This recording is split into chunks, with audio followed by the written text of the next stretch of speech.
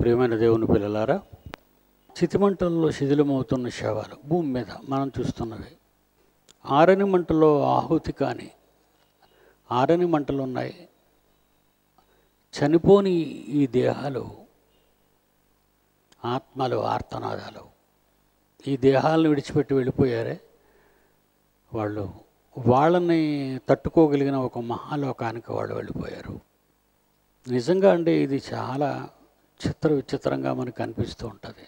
దేవునిలో నుంచి వచ్చిన మీరు దేవుళ్ళుగానే మీరు ఉంటారు. ఆత్మ విషయంలో, శరీరాల విషయంలో నేను చెప్పటం లేదు.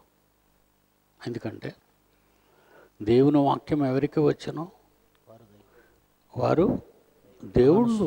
యోహాను సువార్త 10:24 వాక్యం ఎవరికి వచ్చనో, వాక్యం ఎవరికి వచ్చిందో వారు దైవములని, వారు దైవాలు. దైవాలు అంటే దేవుడున్న లోకానికి వెళ్ళాలి. దైవాలు కాకపోతే, దైవాలుగా మారకపోతే దుష్టశక్తులున్న లోకానికి వెళ్ళాలి. చాలా పెద్ద లోకం ఉండదు. సమాజంలో నిజంగా పాత నిబంధన గ్రంథం రాయబడిన కాలంలో ఒక విషయాన్ని చదువుకుందామండి. ప్రసంగి రాసినటువంటి గ్రంథంలో 10:14 కలుగబోవున్నది ఏదో మనుషులు ఎరుగక ఉండి మనుషులు ఎరుగక ఉండినను బుద్ధిహీనులు విస్తారముగా మాట్లాడుదురు. నరుడు చనిపోయిన తరువాత ఏమి జరుగునో ఎవరు తెలియజేతురు. నిజంగా అండి ఈ మాటలు మనం వింటుంటే చనిపోయిన తర్వాత విషయం మనకు తెలియాలండి తప్పనిసరిగా. మనం ఎవరివి, ఎక్కడి వారం, ఎందుకు వచ్చాం, దేని నిమిత్తం వచ్చాం, ఎవరి కోసం వచ్చాం, ఇవన్నీ గత 2 రోజులు విన్నాం. అలా వచ్చిన మనం ఎక్కడికి వెళతాం, ఏమైపోతాం, అక్కడ ఏం జరుగుతుంది, అది ఎంతకాలం. శాశ్వతమైన లోకంలో తండ్రితో కలిసి ఆయనున్న లోకంలో ఆది అంతము లేనివాడు మన తండ్రి. ఆయనకు ప్రారంభము లేదు, ముగింపు లేదు. ప్రారంభము ముగింపు లేని వానిలో ఉన్నవాళ్ళం.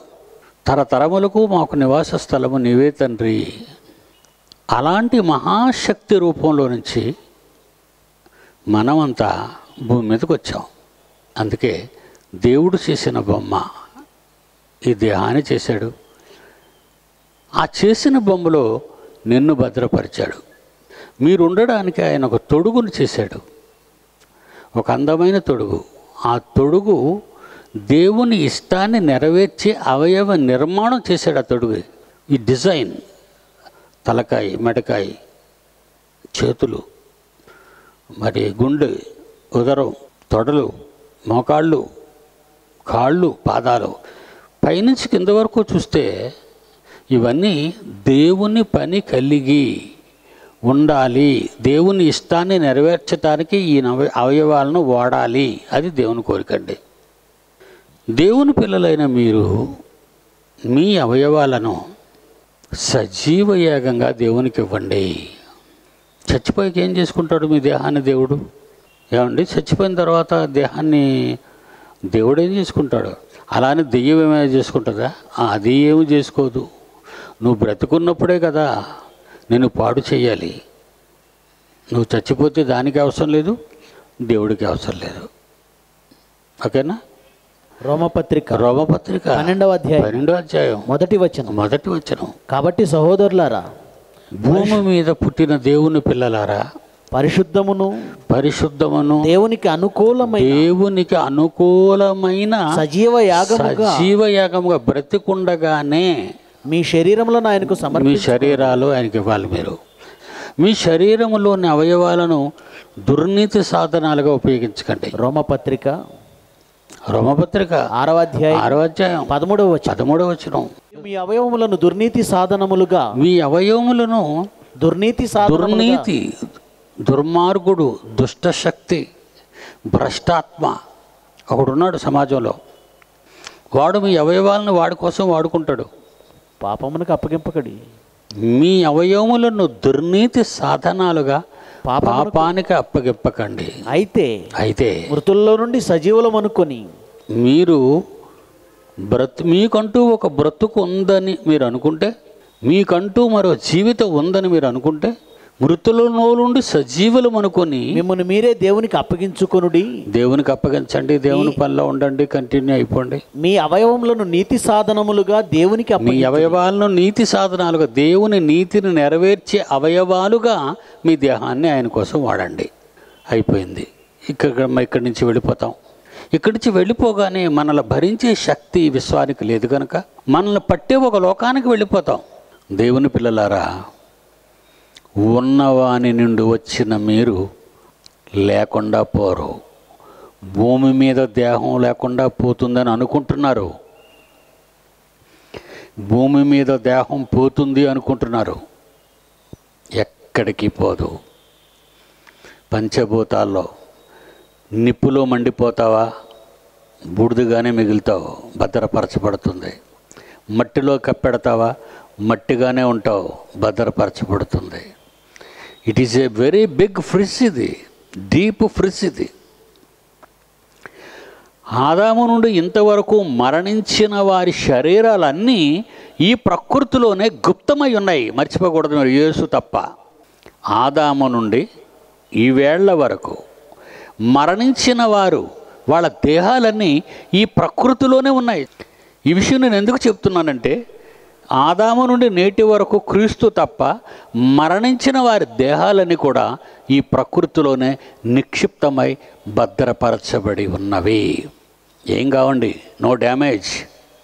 డ్యామేజ్ లేదండి అసలు. ఫ్రిడ్జ్ ఉంటుంది మీకు, ఫ్రిడ్జ్లో పెట్టేస్తారు. ఈవేళ తిన్న మాంసం తింటారు, ఇంకా ఎక్కువ మాంసం ఉండదు, లోపల పెడతారు. అది భద్రపరిచే గది. అది భద్రపరిచే గది. మీ అవసరమైనప్పుడు ఓపెన్ చేయండి, లైట్ వెలుగుతుంది. అప్పుడు ఆ వస్తువు తీసుకుని వండుకుంటారు మీరు. ఏం కాదు. దేవుడు కూడా కొన్ని వందల కోట్ల సంవత్సరాలు ప్రకృతిని నీళ్లలో భద్రపరిచాడు సృష్టి పుట్టక ముందు. అదేనండి, విడగొట్టక ముందు. ఒక్కసారి జ్ఞాపకం చేసుకోండి, ఎంత బాగుంటుందో. ఆదికాండం మొదటి అధ్యాయం మొదటి వచనం. ఆదియందు దేవుడు భూమి ఆకాశములు సృజించును. ఎప్పుడు సృజించాడో తెలియదు. మొత్తం ఈ మెటీరియల్ అంతా చేసేసాడు ఆయన. చేసిన తర్వాత ఈ మెటీరియల్ ఏం చేశాడంటే ఆయన దేవుడు భూమి నిరాకారముగాను శూన్యంగా మెటీరియల్గా ఉంది. నిరాకారం అంటే మెటీరియల్. మట్టి తీసుకొచ్చి కుమ్మరవాడు అక్కడ కుప్పలు పోసేస్తాడు, తొక్కుతాడు, పాకం పడతాడు. ఆ మెటీరియల్ ఎలా కనబడుతుంది అంటే నిరాకారంగా కనబడుతుంది అక్కడ. అది ఎప్పుడైతే చక్రం మీదకి వస్తుందో, కుమ్మరి వాని మనస్సులో ఏ పాత్రను తీయాలనుకుంటాడో తన చేతులతో ఆ పాత్రలు తీసి పక్కన పెడతాడు. అలాగే దేవుడు భూమి నిరాకారముగాను ఈ ప్రకృతిలోని అంతటినీ కూడా భద్రపరిచాడు. అప్పుడు మ్యాటర్, భూ అనగానే ఒక భూమి అనకండి, నక్షత్రాల మ్యాటరు, సూర్యుని మ్యాటరు, గ్రహాల మ్యాటరు, ఏమండి సృష్టిలో కనిపించేవన్నీ కూడా భద్రపరిచాడు. చీకటి అగాధ జలముల పైన కమ్మి ఉండేది. ఎందుకంటే వస్తువు ఎక్కువ కాలం నిలబడాలి అంటే చీకటి ఉండాలి. అందుకే మీరు ఫ్రిడ్జ్ చేసేగానే మీ ఫ్రిడ్జ్లో లైట్ ఆరిపోద్ది చూడండి. ఈసారి మీకు తెలుసు కదా ఎందుకు లైట్ ఆపేశాడు. మ్యానుఫ్యాక్చరర్ ఎందుకు లైట్ ఆపాడు? డోర్ వేయగానే లైట్ ఉండకూడదు. కొన్ని మెడిసిన్స్ ఏమంటాడంటే in a cool and dark place. కొన్ని మెడిసిన్స్ మీద చూసారా మీరు? కొన్ని వస్తువులు, మందులను మనం చీకటి, keep in a cool and dark place, చీకటిలో ఉండాలా, చల్లదనంలో ఉండాలా, అప్పుడే పదార్థం డ్యామేజ్ అవుతుంది. దేవుడు కూడా ఈ ప్రకృతిని అలా భద్రపరిచాడు. భద్రపరచబడిన దానిలో నీ శవాన్ని, నా శవాన్ని భద్రపరుస్తున్నాడు. ఇది ఎక్కడికి వెళ్దండి. నేను వెళ్ళిపోయినా మీ దగ్గర వదిలేసి వెళ్తాను, మీరు జాగ్రత్తగా భద్రపరుస్తారు. పర్వాలేదు, మంటల్లో పెట్టిన బూడిదగా ఉంటుంది, మట్టిలో పెడితే మట్టిగా ఉంటుంది. ఒకవేళ అంతరిక్షంలో విమానం పేలిపోయింది అనుకోండి, సముద్రంలో పడిపోయారు అనుకోండి, వాటర్లో ఉంటుంది. వన్స్ అపాన్ ఏ టైం ఈ మ్యాటర్ అంతా కూడా వాటర్లోనే కదా ఉంది. వాటర్లో ఉంది, డార్క్లో ఉంది. This universe is a big fridge. ఇది ఎటో మనం అప్పుడప్పుడు చూసుకోవడానికి సమాధుల్లోకి వెళ్ళి ఒక పలకేసి మన పేరు ఇక్కడ మనోడు ఉన్నాడు అని. అక్కడ మనోడు లేడు, ఆయనకు దేవుడు ఇచ్చిన బొమ్మ ఉంది అందులో. మరి కొంతమంది ఏం చేస్తారు మన హైందవ సోదరులు, మాడిపోయిన తర్వాత బూడిద తీసుకొని ఒక చెంబులో పోసి అన్ని నదుల మీద ఆ నదుల మీద జల్లారు. ఎక్కడికి వెళ్దండి? నదుల్లో ఉంటుంది. మీకు ఇవ్వబడినటువంటి ఈ దేహం ఇట్స్ వెరీ వెరీ ఇంపార్టెంట్ అండి. అది ఎక్కడికి పోదు. ప్రకటన గ్రంథం 20వ అధ్యాయం 13వ వచనం. సముద్రము తనలో ఉన్న మృతులను అప్పగిస్తుంది. మరణము పాతాళ లోకము నువ్వు ఎక్కడ చచ్చిపోయావు, ఎలా చచ్చిపోయావు, వాటి వశమునున్న మృతులను అప్పగించను. అవన్నీ అప్పగించాలంటే చచ్చిపోయినప్పుడు కేర్ తీసుకోవాలని అర్థం. ఎవరెక్కడ వదిలేసి వెళ్ళలేరండి, ఎక్కడికి పోదు. ఏమండి? భద్రపరచబడుతుంది, ప్రకృతిలో భద్రపరచబడుతుంది. ఎందుకంటే నీ దేహం తీసింది ప్రకృతిలో నుంచే. ఈ దేహానికి వాడే ముడి పదార్థం ఉందో చూసారా, దేవుడు చేసాడండి, ఇక్కడి నుంచి తీశాడు, అందుకే ఇక్కడే ఉంటుంది అది. మరణము తర్వాత ఏం జరుగుతుంది? బెంగగా ఉంది కదండి అందరికీ. ఏం జరగదండి, మీరందరూ హ్యాపీగా ఉండాలి. మీకేం కాదండి. ఒక అద్భుతమైన లోకానికి చేరుకుంటారు. లాజరు చచ్చిపోయాడు కదా. ఎవరు వస్తున్నారు? 16వ అధ్యాయం లూకాసు వార్త 20. లాజరును ఒక దరిద్రుడు ఉండేను, వాడు కురుపులతో నిండిన వాడై. ఆ దరిద్రుడు చనిపోయి దేవదూతల చేత అబ్రహాము రొమ్మును ఆనుకున్నట్టు చనిపోయి దేవదూతలు వచ్చేయడం కూడా జరిగిపోయిందండి. ఏమండి, మీకు ఒక చిన్న సీక్రెట్ చెప్తాను. దేవదూతల చేత అంటే ఎన్ని దేవదూతలు? సూపర్ న్యాచురల్ పవర్స్ని గురించి వచ్చేసాయి దేవదూతలు. మీరు ఎప్పుడు పడుకునే ముందు ప్రార్థన చేసుకోండి. ఈ రాత్రి ఒకవేళ నన్ను కన్ను మూస్తే తండ్రి, నేను దేవదూతల చేత రావాలి అక్కడికి. ఒకవేళ కనబడలేదనుకోండి, మీ పని అయిపోయినట్టే. You must very careful about your life. ఈరోజు మనిషి ధైర్యంగా తప్పులు చేస్తున్నాడు. ధైర్యంగా నాకేంటి అని. యేసుప్రభు ఉన్నాడు, తన రక్తంతో కడిగేస్తాడు. తప్పు 1 సారి 2 సార్లు 3 సార్లు 4 సార్లు బ్రతుకంతా తప్పు చేస్తే నిన్ను విడిచిపెట్టాడు ఆయన. ప్రసంగి గ్రంథం 8వ అధ్యాయం 11వ వచనం. దుష్క్రియకు తగిన శిక్ష, దుష్టునికి తగిన శిక్ష శీఘ్రముగా కలుగకపోవుట చూచి మనుషులు భయం విడిచిపెట్టేసి హృదయపూర్వకంగా దుష్క్రియలు చేదురు. హృదయపూర్వకంగా చెత్త పనులన్నీ చేస్తారటండి. హృదయపూర్వకంగా. ఈరోజు వ్యవస్థ అలా ఉంది. మన చుట్టూ ఉన్న మనుషులు అలా ఉన్నారు, మీ అందరికీ తెలుసు. మరణము తరువాత కలుగబోవునది ఏదో మనుషులు ఎరుగక ఉండినను బుద్ధిహీనులు విస్తారముగా మాట్లాడుదురు. నరుడు చనిపోయిన తర్వాత ఏమి జరుగునో ఎవరు తెలియజేతురు? మేము ఉన్నాం కదండి మీ కొరకు తెలియచేయటానికే. మీకు తెలియచేయటానికే. ఇది ఒకనాటి క్రొత్త నిబంధన పరిపూర్ణ పుస్తకం రాకముందు రాయబడిన గ్రంథాలు ఇవన్నీ. మీకు అర్థమైందా? నేను వెళ్ళని ఎడల ఆదరణకర్త మీ యొద్దకు రాడు. నేను వస్తాను, వచ్చిన తర్వాత మిమ్మును సర్వసత్యములోనికి, పరిశుద్ధాత్మ దేవుడు వస్తాడు. ఆయన అక్కడికి వెళ్ళిన తర్వాత పరిశుద్ధాత్మ దేవుడు వస్తాడు, ఆయన మిమ్మును సర్వ సత్యములోనికి నడిపించును. పాత నిబంధన గ్రంథంలో, ప్రవక్తల గ్రంథాల్లో ఇంత టాప్ మెటీరియల్ లేదండి. క్రొత్త నిబంధనలో ఉన్నంత టాప్ మెటీరియల్. అంటే పరిపూర్ణమైన జ్ఞానం వచ్చేసింది క్రొత్త నిబంధనలో. అలాగే పాత నిబంధనలో లేదని కాదండి, సూచాయిగా కనబడుతున్నాయి నీడలాగా అవన్నీ. మరణము తరువాత ఏమి జరుగునో ఎవరు తెలియజేయును? దేవుడే తెలియజేయును. పరిశుద్ధాత్మ ప్రేరణతో మనుషులు దేవుని మూలముగా వ్రాసిరి. మత్తయి నుంచి ప్రకటన రాసిన యోహాను గారి వరకు ఇవన్నీ కూడా దేవుడు చెబితే పరిశుద్ధాత్మ ప్రేరణతో రచయితలందరూ రాశారు. అది వాళ్ళ ఓన్ వర్డ్స్ కాదండి అవి. రానువు నేను చెప్పేవన్నీ నువ్వు రాయి అందులో అని యోహానుతో చెప్పడం మన ప్రకటన గ్రంథంలో విన్నాం. కనుక దేవుని పిల్లలారా, ఎనదర్ వర్స్ ఒకసారి మనం చూద్దామండి. ప్రసంగి గ్రంథం 3:22. కాగా తమకు తరువాత జరుగుదానిని చూచుటకై నరుని తిరిగి లేపి తీసుకొని పోగలవాడెవడు? నరులను లేపి కొనిపోవాడెవడు? లేకపోవుట చూడగా. చూసారా ఎంత భయంకరమైందో? ఏమీ తెలియకుండా చచ్చిపోయావు అనుకో, నీ పని అయిపోయినట్టే, ఎవరేం చేయలేరు. ఈ 4 దినాలు దేవుని పిల్లలు ఆయనపై ఉన్న మనస్సుతో మంచి మాటలు మనం మిస్ అవుతామని కిలోమీటర్ల దూరం ఈ కటిక చీకటిలో మీరు రాగలిగారు అంటే అది దేవుని పట్ల మీకున్న ప్రేమ, మీ బ్రతుకు పట్ల మీరు తీసుకున్న జాగ్రత్త అంటాను నేను దాన్ని. చాలామంది ఉన్నారండి, మీరే ఎందుకు వచ్చారు? మీకు అవసరం కనుక. తర్వాత నేను మీ దగ్గరికి రాలేను, మీరు నా దగ్గరికి రాలేరు. మరి ఇవన్నీ ఎప్పుడు నేర్చుకుంటారు? నేర్చుకోకుండానే మరణిస్తే. 6వ అధ్యాయం 12 ప్రసంగ గ్రంథం. నీడవలే తమ దినములన్నీ వ్యర్థముగా గడుపుకొని మనుషుల బ్రతుకులను ఏది వారికి క్షేమకరమైనదో ఎవరికి తెలియను. వారు పోయిన తరువాత ఏమి సంభవించునో వారితో ఎవరు చెప్పగలరు? అంటే ఎంత పవర్ఫుల్గా ఉన్నాయి చూసారా. మృత్యువు తర్వాత చావు అనేది మనిషికి విముక్తి. దైవభక్తులకి చావు అనేది మనిషికి విముక్తి.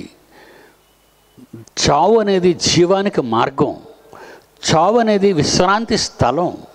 మనం వెళ్ళిపోవటానికి విముక్తి. ఆ డోర్లో నుంచి మనం వెళ్ళిపోతాం మహాలోకానికి. ఆ డోర్లో నుంచి మనం వెళ్ళాలి అక్కడికి. చాలామంది ఈ చనిపోయిన వాళ్ళ గురించి మాట్లాడరండి. మరికి చచ్చిపోయింది కదండి, మరి ఏం చేస్తాం, కాల్ చేస్తాం అంటే ఇక లేదు, ఇక రాదు, ఎక్కడికి వెళ్ళిందో తెలియదు, ఏమైపోయిందో తెలియదు. కానీ కొన్ని మాటలు చెప్పుకుంటుంటారు. ప్రకృతిలో కలిసిపోయింది, ప్రకృతిలో లీనమైపోయింది, మంటల్లో బూడిదైపోయింది.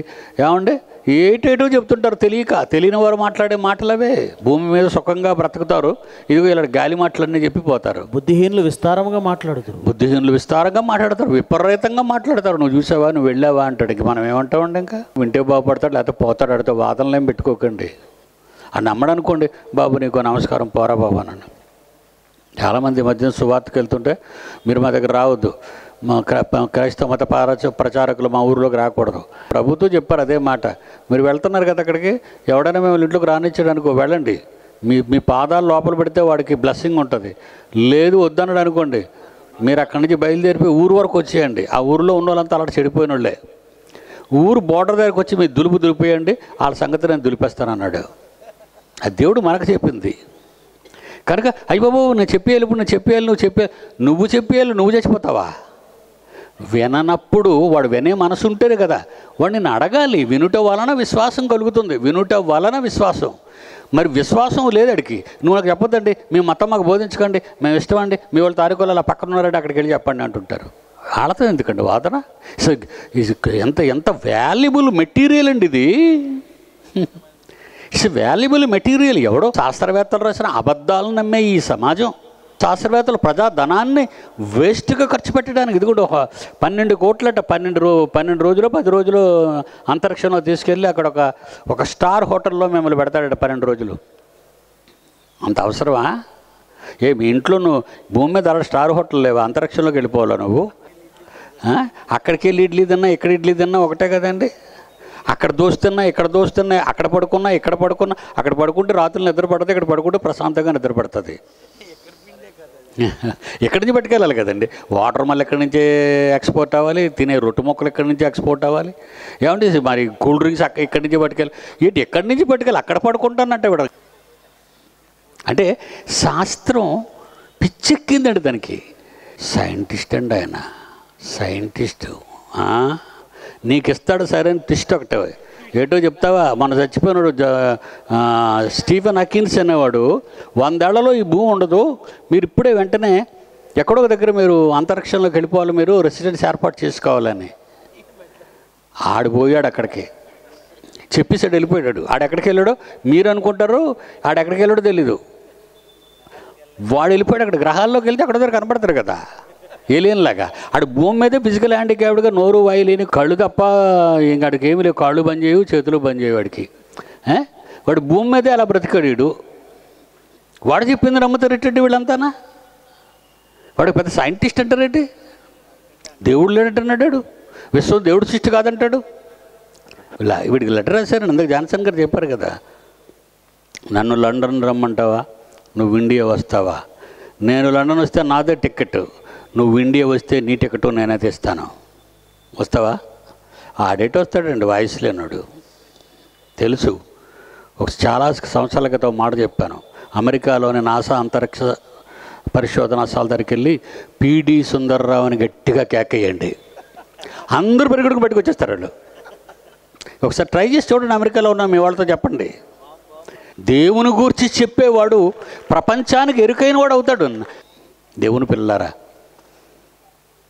వెళ్ళాలి. మీరంతా వెళ్ళిపోతారండి. హ్యాపీగా ఉండండి, హ్యాపీగా ఉండండి, హ్యాపీగా ఉండండి. మీరంతా వెళ్తారు అక్కడికి, నాకు తెలుసు. దేవుని పిల్లారా, మీ హ్యాపీగా ఉండండి, మీరేం పర్లేదు, ఏం కాదు మీకు. మీరు మరణించిన తర్వాత మీ శరీరం ఇక్కడ భద్రపరచబడుతుంది, అక్కడికి వెళ్తారు. ఏమండి, అక్కడికి వెళ్దామని ఇంత సరదా పడుతున్నామే, ఒక్కసారి ఆత్మలు, అపవిత్ర ఆత్మల గురించి ఆలోచిద్దామా? అపవిత్ర ఆత్మలు. యేసుక్రీస్తు కాలంలో ఒకడికి దెయ్యం పట్టిందండి, ఒకడికి దెయ్యం పట్టింది. ఆ దెయ్యం అట ఒకటి కాదండి, నంబర్ లేదండి, కౌంట్లెస్ దెయ్యాలటండి అవన్నీ. Countless spirits, bad spirits, evil spirits. మనుషుల ఆత్మలు కాదండి, దేవదూతలలో దేవుని చేత శపించబడిన వారికి ఇవ్వబడిన కాలంలో అందాక ప్రకృతిలో ఉండటానికి అనుమతి పొందిన వారు దేవుని చేత. మర్చిపోకూడదు ఈ పాయింట్ మీరు. దేవుడు కొన్ని ఆత్మలకు అనుమతి ఇచ్చాడు. అపవాదిని ఎందుకు వదిలేశాడు? అపవాదిని వదలకపోతే మన వీరత్వం ఏంటో బయటపడదు కదండి. మరి అటు రావాలి, వాడు వచ్చి వాడితో మనం ఫైట్ చేస్తే, మనం వాడిని గెలిస్తే మనం విన్నర్ అవుతాం. మరి యేసుక్రీస్తు విన్నర్ అయిపోయాడు కదా. అవి వెళ్ళిపోయిందండి, 40 రోజులు ఉపవాసం అయిపోగానే అక్కడికి వెళ్ళిపోయిందండి. ఈ రాళ్ళు రొట్టెలు చేసి తిన్న సీక్వెన్స్ మొన్నే చెప్పాను. భూలోకం అంతా క్షణంలో చూపించింది. అంటే ఎంత కంట్రోల్లో పెట్టింది చూసండి. మానవుడున్న ప్రతి నేల మీద అది ప్రతి మనిషిని తన కంట్రోల్లో తీసేసుకుంది. అలాంటి అపవిత్ర ఆత్మలు దేవుడు అనుమతి పొంది, లైసెన్స్ పొంది, పర్మిషన్ పొంది కొన్ని ఒకరిని బట్టేసేయండి. ఏమండి, ఒకసారి మనం చూద్దాం. మీరు బైబిల్ తీయండి అందరూ ఒకసారి, చాలా బాగుంటుంది. లూకాసు వార్త 8వ అధ్యాయం 31 28వ వచనం నుంచి.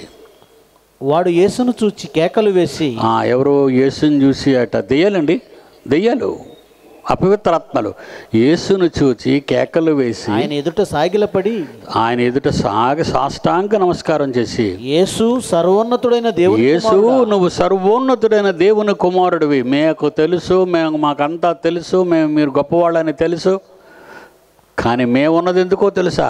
నిన్ను ఒప్పుకోకుండా చేయటానికి భూమి మీద అందరినీ మేము మాయ చేసాం.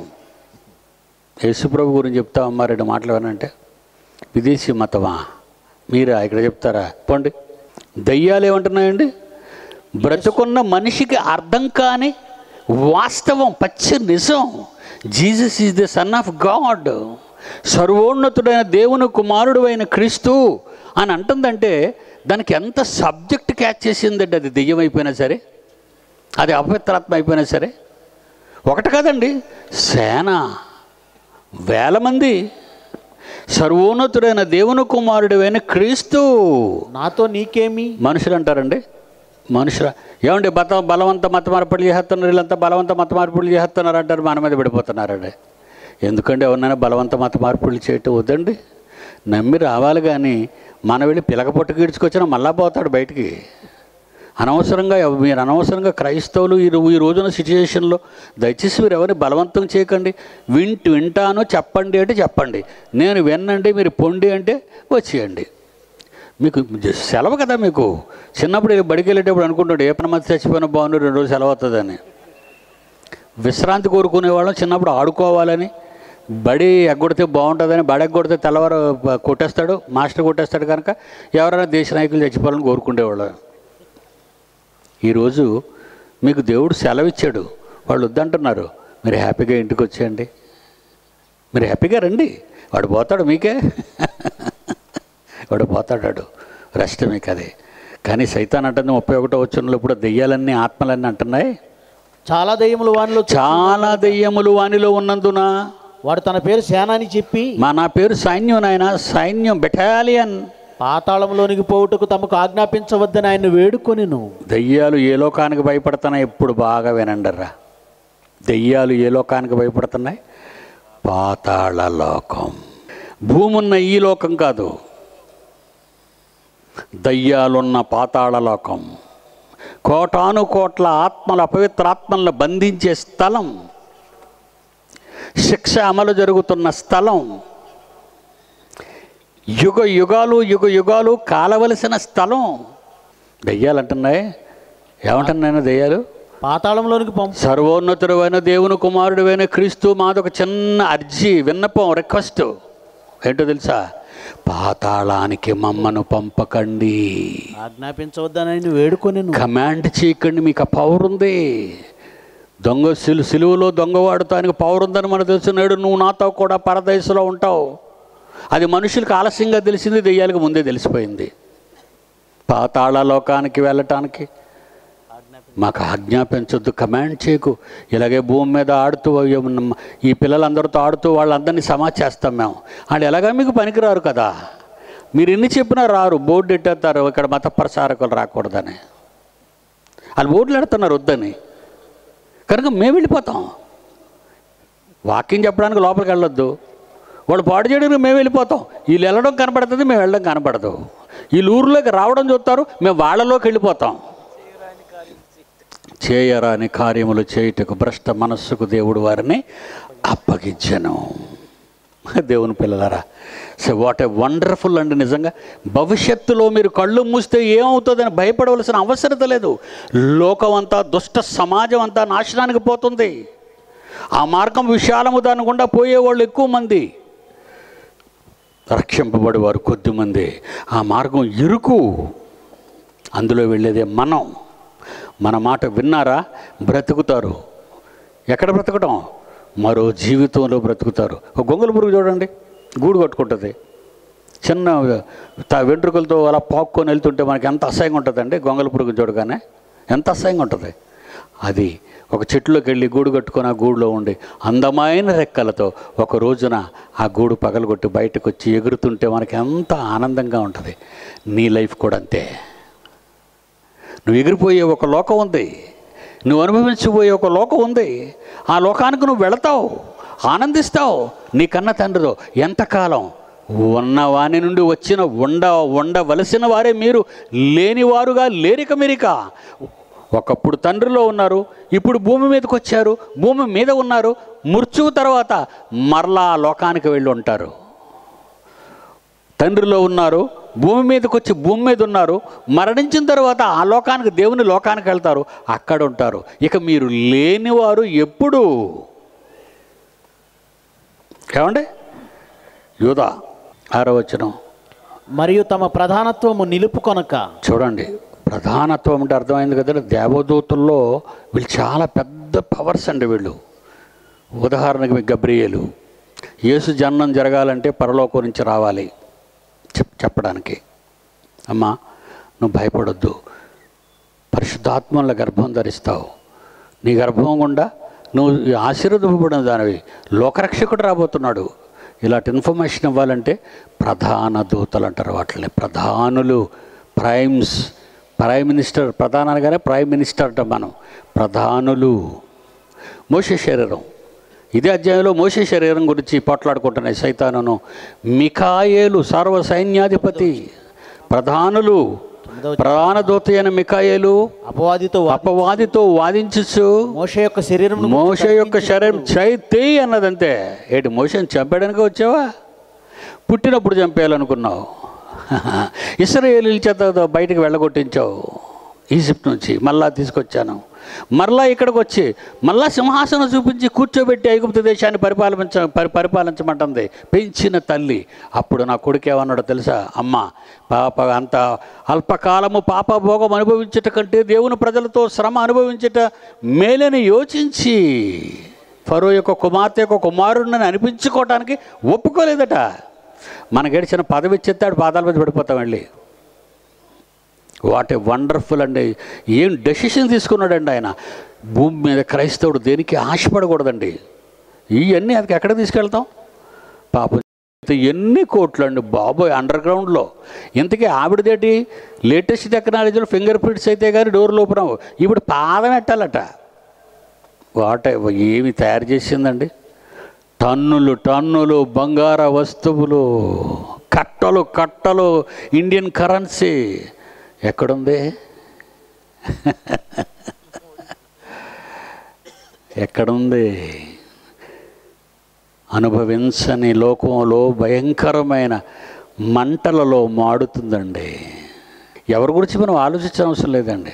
అయితే మనం చూస్తామంటే చూడడానికి దేవుడు మనకు ఒక మంచి ఆపర్చునిటీ కూడా ఇచ్చాడు. మనం పరలోకానికి వెళ్ళే ముందు వీళ్ళందరినీ చూసి వెళ్తామండి. మనం పరలోకానికి వెళ్ళే ముందు అందరినీ చూసి వెళ్తాం. ఎలా చెప్పగలనంటారు దీన్ని? ఎలా చెప్పగలనంటే 16వ అధ్యాయం ఇందాక మనం చదువుకున్నాం, లూకా సువార్త 16వ అధ్యాయం. ధనవంతుడు వచ్చేసాడు, నరకంలో పడ్డాడు. 23 ఎవరు కనబడుతున్నారు? అబ్రహాం గారు కనబడుతున్నారు. అప్పుడు అతడు పాతాళములో అసలు వీడికి అబ్రహాం ఇలా ఉంటాడని తెలుసా? మోషే భూమి మీద ఉన్నాడు అని అబ్రహాం చెప్పాడు. జాగ్రత్తగా వినండి. మోషే భూమి మీద ఉన్నాడు, ప్రవక్తలు ఉన్నారు అని అబ్రహాం చెప్తున్నాడు పరదేశంలో. మరి మోషేకి అబ్రహాంకి ఎంతకాలం తేడా? అబ్రహాం పుట్టాలి, అబ్రహాం కడుపున ఇస్సాకు పుట్టాలి, ఇస్సాకు కడుపున యాకోబు పుట్టాలి, యాకోబు గర్భాన్న 12 గోత్రాలు పుట్టాలి, ఆ 12 గోత్రాలు ఇశ్రాయేలు కావాలి, ఆ ఇశ్రాయేలు పాలుతేలు ప్రవహించే దేశంలో జీవించాలి. కొన్ని వందల సంవత్సరాల క్రితం మరణించిన అబ్రహాముని నరకంకి వెళ్ళగానే పట్టేసాడండి. తండ్రివైన అబ్రహామా? పక్కన ఉండి ఎవరు అడగలేదు. ఆయన ఎవరంటే పెద్ద ఆయన ఎవరిని అడగలేదాడు, ధనవంతుడు. చూడండి 23 అప్పుడు అతడు పాతాళములో బాధపడుచు కన్నులెత్తి దూరము నుండి అదన్నమాట. ఈ ఆత్మ ఈ చిన్న నేత్రాలకు చిన్న చూపించింది, కానీ ఆత్మే ఎంత చూపో మీకు తెలియదరా. ఆత్మ ఈ గొంతుకి చిన్న స్వరం ఇచ్చింది, కానీ ఆత్మ కొండ మీదకి వెళ్ళారు పేతురు యాకోబు అని మాట్లాడడానికి పైన యేసు ప్రభుతో. దడదడ ఉరుగుతుందట. ఏటి ఉరుగుతుందంటే దేవదూత వచ్చి మాట్లాడిందేమో అన్నారు. వేళ ఆత్మలు మాట్లాడితే ఎలా ఉంటుందో యోహాను 12వ అధ్యాయం 29. కాబట్టి అక్కడ నిలుచుండిన వాడు జనసమూహములు ఉరిమెను అనిరి. అంటే ఆత్మల నాదం మానవుని గుండె తట్టుకోలేనంత శబ్దం. చిన్నదే చూస్తున్నాం, చిన్న గుడ్డు మంది, కానీ ఆత్మ చూపు అనంత లోకాలను దాటి చూస్తుంది. చిన్న మాట మాట్లాడుతున్నాం, ఆత్మల శబ్దం, ఆర్తనాదం, హాహాకారాలు తట్టుకోలేనంత భయంకరమైన శబ్దం, ఘోష. తండ్రివైన అబ్రహామా పోల్చేశాడు. బాలసుబ్రహ్మణ్యం చేతి పాట పాడించినప్పుడు అండి, మా జాన్సన్ అలాగానే బాలసుబ్రహ్మణ్యం బాబోయ్ కొన్ని పాటలు పాడలేనంటాడు. ఈ పాట చూడండి. ధనవంతుడు నరకంలో ఉన్న తర్వాత చాలా చక్కగా ఈ గీతాన్ని ఆలపించాడు బాలసుబ్రహ్మణ్యం. ఓకే, లైట్స్ ఆఫ్ చేసి ఒకసారి ప్లే చేయను నా సాంగ్. మరణించిన వారికి అందరూ కనిపిస్తారు. ధనవంతుడు దూరము నుండి లాజరును చూచి,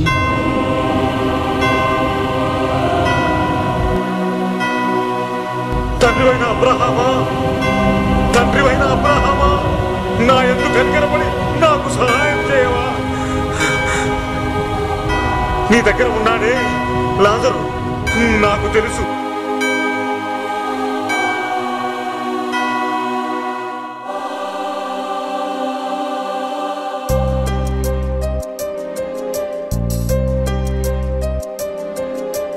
మరణిస్తే కనిపిస్తారు నీవారు,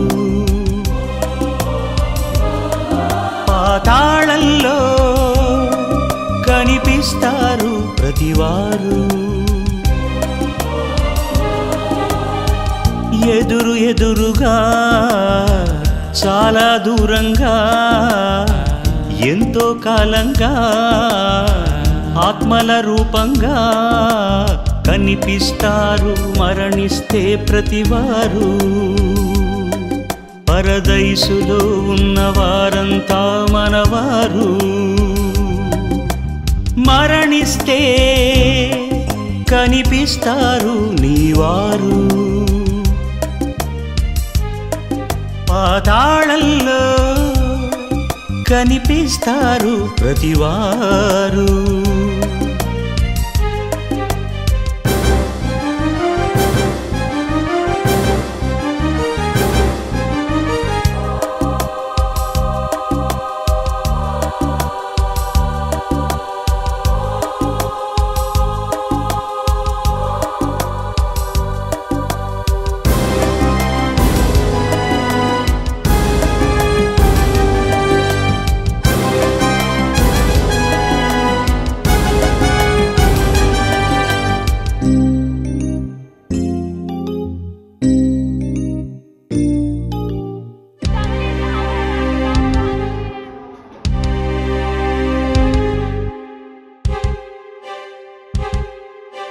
గుండె ఆగినా చనిపోతావు, మెదడు ఆగినా చనిపోతావు, ప్రమాదం అయిన మరణిస్తావు, మరణించే నీ వెళతావు.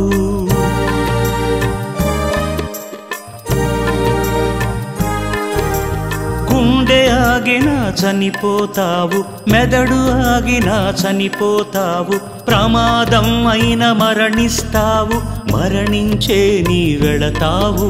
నీ మరణ దినము ఏ రోజు ఉందో అది తెలియనే లేదుగా. ఈ వైద్యులైన ఏ మందులైన నిన్ను రక్షించలేవుగా. ముగించాలి అతనే, నీ ఆత్మ చూస్తావు అప్పుడే. కనుమూస్తే కనిపిస్తారు నీవారు, పాతాళంలో కనిపిస్తారు ప్రతివారు. యేసు, నీవు నీ రాజ్యంలోనికి వచ్చినప్పుడు నన్ను జ్ఞాపకం చేసుకున్నావా? నేడు నీవు నాతో కూడా పరదైసులో ఉందువని నిశ్చయముగా నీతో చెప్పుచున్నాను.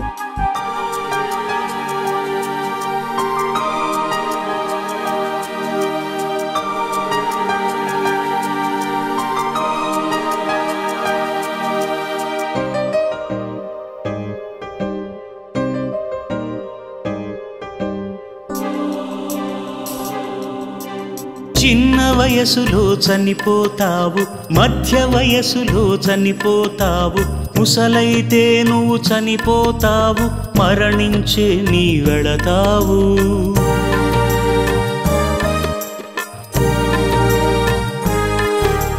చిన్న వయసులో చనిపోతావు, మధ్య వయసులో చనిపోతావు, ముసలైతే నువ్వు చనిపోతావు, మరణించే నీ వెళతావు.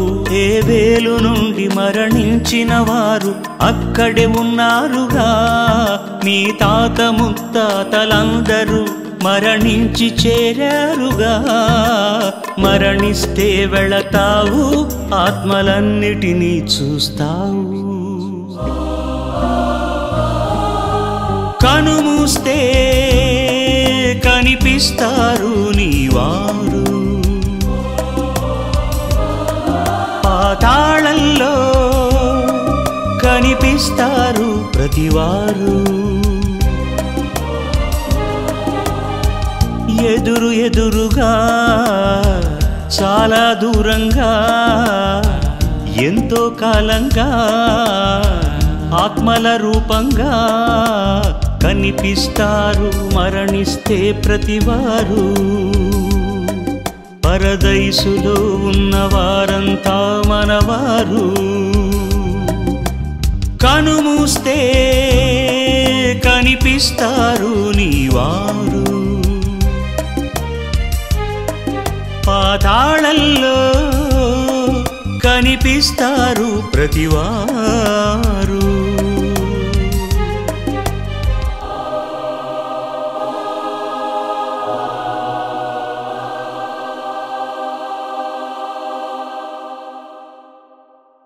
ఓకే, కళ్ళు మూసుకొని ప్రార్థిస్తాను. ప్రేమ కలిగిన మా తండ్రి, మీ పిల్లలను దీవించండి. వెళ్తున్నారు క్షేమంగా వారిలోకి తీసుకొని వెళ్ళండి. ఆత్మల లోకం, ఆత్మలపైన మేము వెళ్ళడానికి సిద్ధపడుతున్నాం. మీ పిల్లల్ని సిద్ధపరుస్తున్నాను. తుచ్చమైన ఈ లోకపు ఆశలకు మేము లొంగిపోకుండా రాబోయే మహాలోకానికి వారసులమని, శాశ్వతంగా ఉండేవాళ్ళమని, చావన్నది ముగింపన్నది మాకు లేదని మీ పిల్లలు తెలుసుకుంటున్నారు.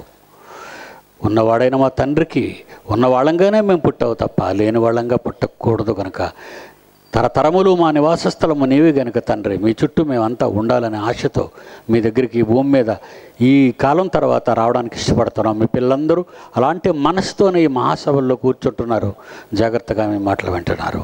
పిల్లలు వెళ్తుండగా క్షేమంగా తీసుకుని వెళ్ళండి. క్రీస్తు పేరటి ప్రార్థన అడుగుచున్నాము తండ్రి, ఆమెన్. మన తండ్రి అయిన దేవుని ప్రేమ, కుమారుడైన క్రీస్తు వారి కృప, పరిశుద్ధాత్మ దేవుని అన్యోన్య సహవాసం సదాకాలం మనందరికీ తోడైండి నడిపించునుగాక. ఆమెన్.